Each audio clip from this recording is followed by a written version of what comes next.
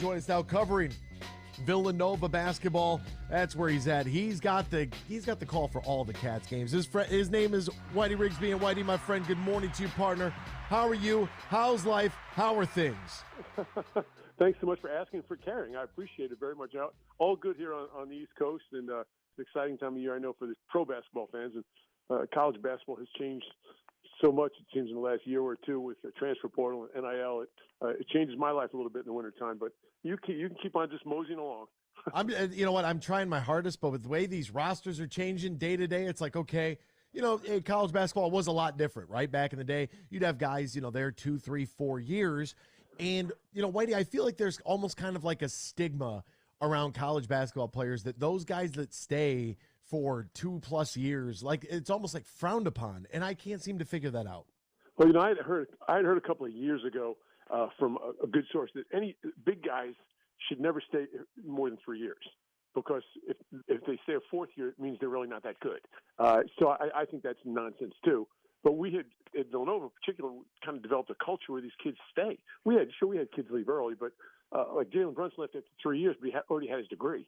So I mean, it just seems like it's a shame that it's worked out this way. And I know when I talk to people, for the most part, especially former players, they're much more concerned with the transfer portal than NIL, because it's like anything else in sports. And I mean, like in our case in Philly, we have Bryce Harper.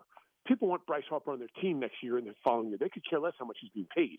And the same thing in college. I think college even more so, which is very collegial, and you want to cheer for the same guy year after year, and that doesn't happen anymore. And until someone comes in and legislates the heck out of it, it's going to be a kind of chaos. Yeah, and that's what we have. We have unorganized chaos because we have literally no rules. So in football and basketball, it has become free agency basically, with no contract. If players can walk at any time. I don't know. Whitey, I'm an old school guy though. I might be young in age, but I'm an old man at heart. Oh, and I'm old at heart, and I'm old in age. So yeah, it's a shame it's gotten to that point. And I would think, again, we don't have big time football here, but I would think from a broadcast perspective, people are kidding me now, because now you have to study names, Whitey, because they're different every year. Well, in football, you have all these players, and they turn them over like crazy. It is a challenge, and at least in basketball, I can see the names on the back of the jerseys. Football is hard. Yeah, football, when they have us up in the booth, right, you're trying to track these guys, and it's like they look like ants out there anyways. Yeah, good luck. You can't see anybody. There's 85 scholarship players. There's 48 walk-ons. You got 18 people wearing the number 2. You just want to rip your hair out. I understand. Yeah, exactly.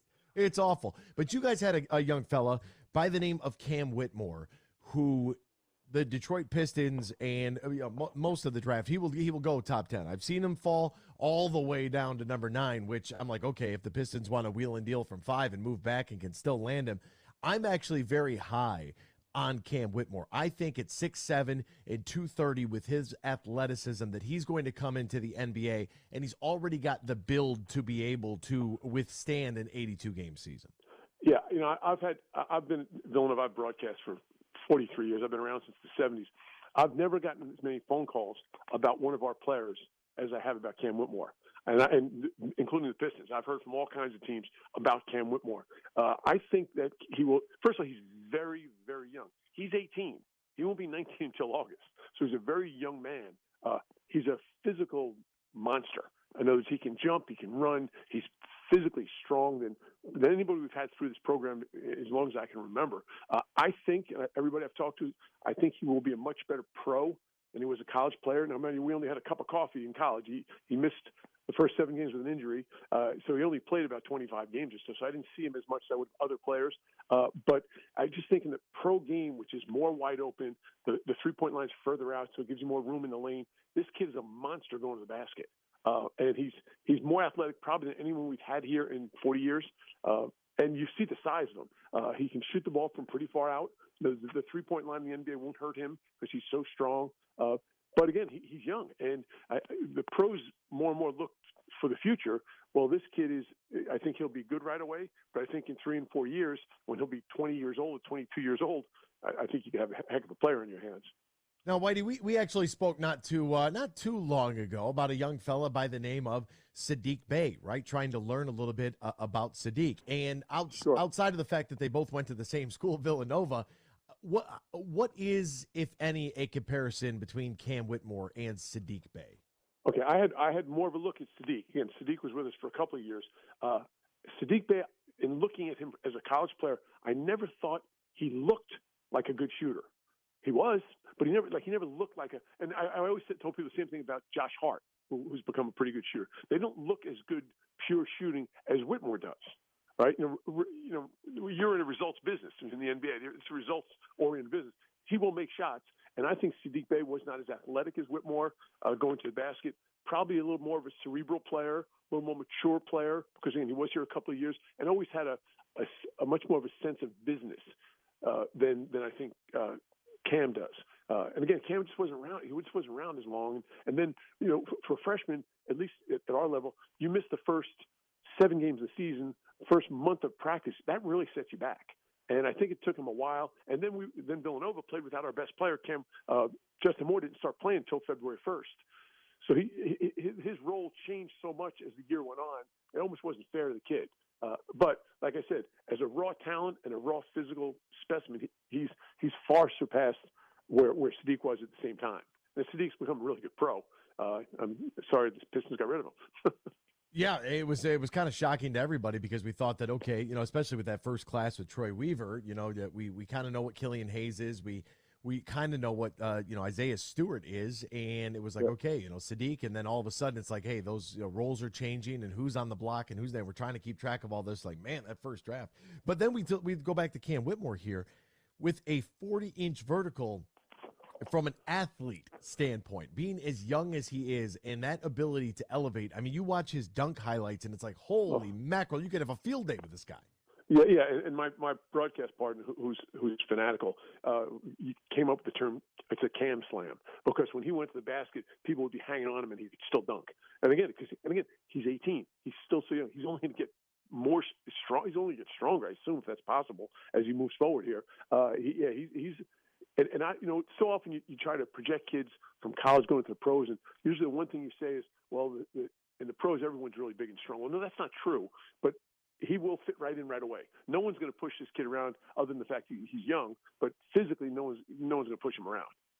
There are times in the college game where you will look at a young man and you'll say, that is an NBA player, right? So Jaden Ivey for Purdue is a guy we got to see for a couple of years, going up against Michigan. And you could tell it's like, man, if they could just open up this offense and let this young fella loose, like he looked like a professional basketball player. And every once in a while, college kids will stand out, and it's like, yeah, that guy's going to the league. And you just kind of know that. Other guys you might be unsure of. Did you ever have that moment with Cam Whitmore where you saw him, and was there a defining moment where you're like, yep, this guy is gone after this year because he is just – we had always heard that. And we always heard that from the very beginning. Well, then he didn't play the first 7 games. Well, I remember the first game he finally played, and the first move he made to the basket, there was 18,000 in the Wells Fargo Center, and you could just hear this shudder like, nope, he's not coming back. It might have been the first play he made as a Villanova player, and you said, no, he ain't come back. And then you kind of live with it. And we had heard that all along. When he came in, he was a 1-year kid. And I've seen too many players come in with big reputations, and alums call me and say, what about this kid? I said, when he gets here and I watch him play, then I'll tell you how good I think he's going to be, because reputations are just that.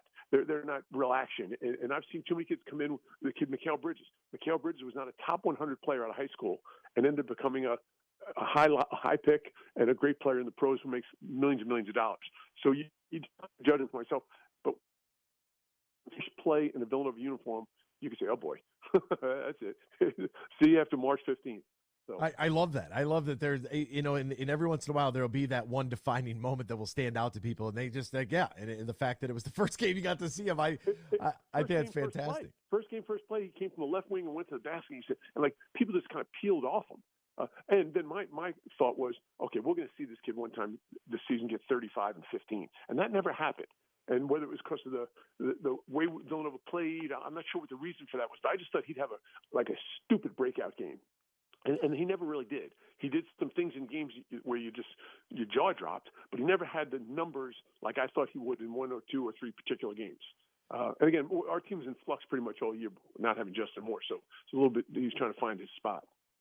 And for Cam Whitmor, accolades here, Big East All-Freshman, the 2022-23 Big East, Rookie of the Year. So, I mean, he put up some numbers. He shot 48% from the field, 34% from three, 70% from the free throw line, averaged 12.5, almost 5.5 rebounds in right there. And we all know in the college game, you know, with the expanded shot clock and the way that offenses are structured, the shorter game, like there are less possessions, you know, for each one of these guys. So sometimes those numbers, you know, I don't know how you feel about this. I tried to equate this and put it down mathematically, and I asked the college coach about this one time, and he kind of looked at me like I had 5 eyes, and I was like, well, if you follow what I'm saying, but a point in the college game, I feel, is almost worth 1.5 points at the NBA level, just because of the pace at the NBA game and the number of possessions. So if you see 12.5, you know, with an NBA structure, that could look almost kind of like 18.5 to 20.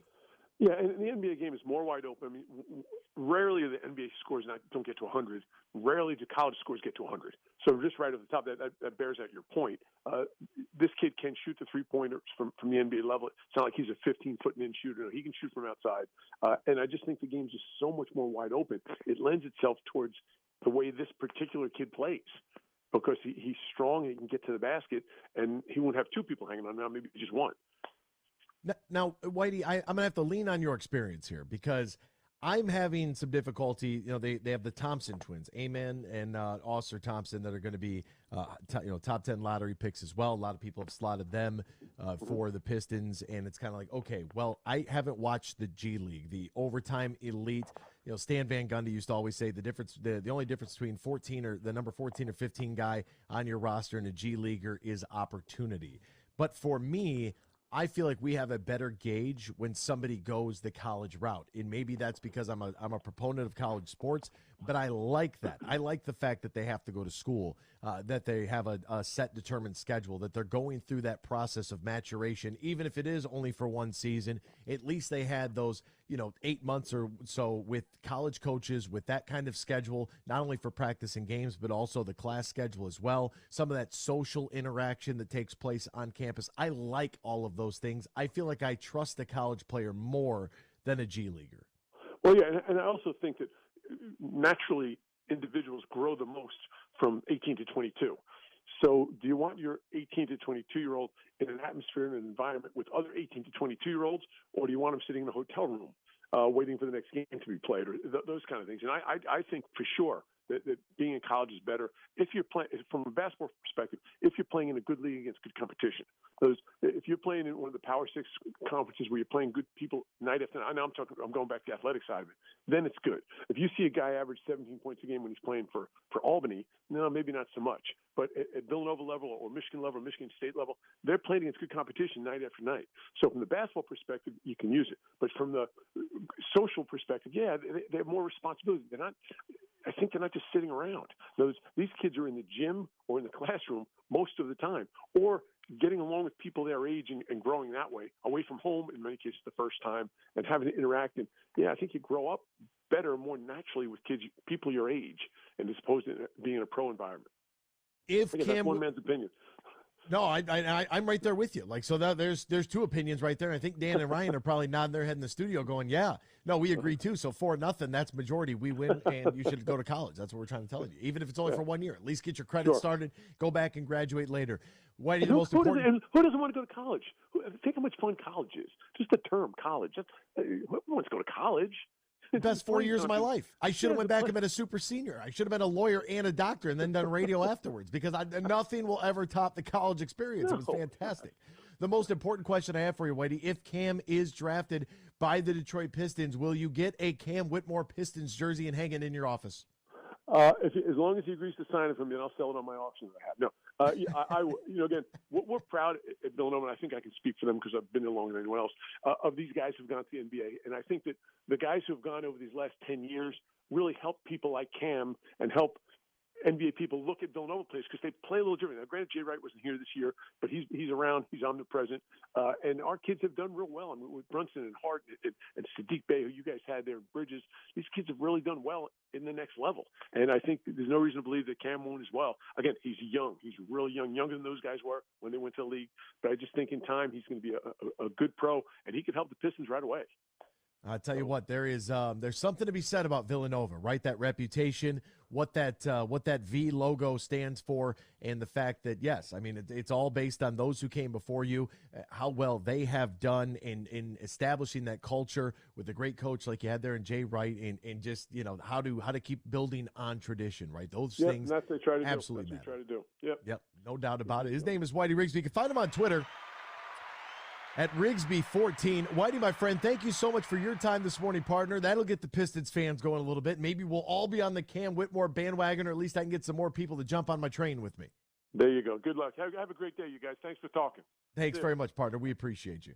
There he goes, Whitey Rigsby, man. It's I mean, are you sold yet? Did that work for you?